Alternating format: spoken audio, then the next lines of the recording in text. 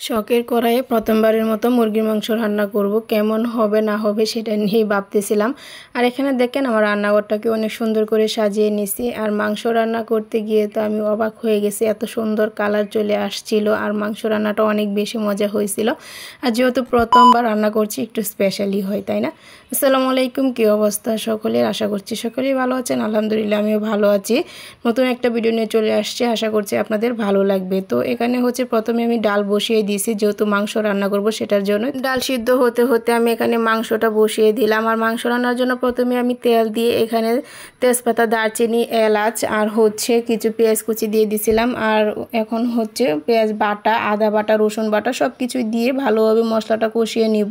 আমি একটু ভেজে নিই প্রথমে, তাহলে কিন্তু ভালো লাগে। গন্ধটা চলে গেলে কিন্তু রান্নাটা অনেক বেশি মজা হয়।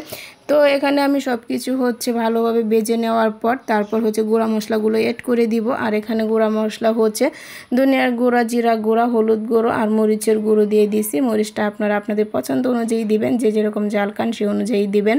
তো তারপর হচ্ছে লবণ দিয়ে এখন সুন্দর করে এটাকে ভালোভাবে কষিয়ে নিব। তো এখানে একটু অল্প পরিমাণ পানি দিয়ে দিলাম, যাতে করে মশলাটা পুড়ে না যায়, সেটার জন্যই। তো সুন্দর করে এখন আমি ভালোভাবে এটা কষিয়ে নেব যতক্ষণ না পর্যন্ত উপরে তেলটা বেশি উঠে। এই তো আমার মশলাটা কিন্তু কষানো হয়ে গেছে, দেখতে পারতেছেন মশলার উপরে সুন্দর করে তেল উঠে গেছে। এখন হচ্ছে এখানে আমি মাংসটা অ্যাড করে দিচ্ছি। এখন এটাকে সুন্দর করে নেড়ে ছেড়ে কিছুক্ষণের জন্য কষিয়ে নেব। মাংসটা যত সুন্দর করে কষাবেন রান্নাটাও কিন্তু তত বেশি সুন্দর হবে। তো এখানে মাংস কষিয়ে দেওয়ার পর ডালটা আমার অনেকটা সিদ্ধ হয়ে আসছে, যেহেতু তো ডালটাকে আমি সুন্দর করে একটা ডাল ঘুটনি দিয়ে সুন্দর করে গুটে তারপর হচ্ছে এখানে হলুদ আর হচ্ছে আদা বাটা দিয়ে দিচ্ছি। আর ডালে যেহেতু আম দিব সেটার জন্য হচ্ছে আমও দিয়ে দিচ্ছি। আর ডালটার কালার অনেক বেশি সুন্দর আসছে, তাই না? তারপর এখানে কষানো শেষ হয়ে যাওয়ার পর আমি একটু আলু দিয়ে দিছিলাম। আলু খেতে কিন্তু আমরা সবাই বেশি পছন্দ করি, সেটার জন্য অল্প করে দিয়ে দিছি।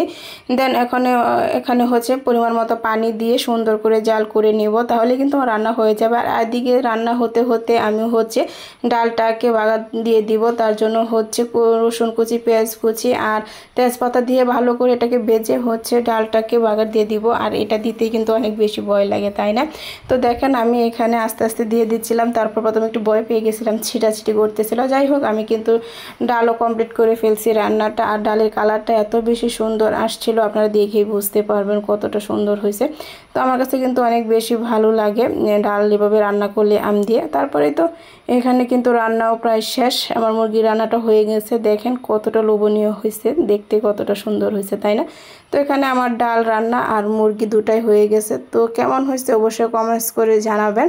সবাই ভালো থাকবেন, সুস্থ থাকবেন। আমার পুরো ভিডিওটা দেখে সুন্দর করে দুইটা কমেন্ট করে আমার ফেসবুক পেজটা শেয়ার করে দিবেন। আল্লাহ হাফেজ সবাইকে।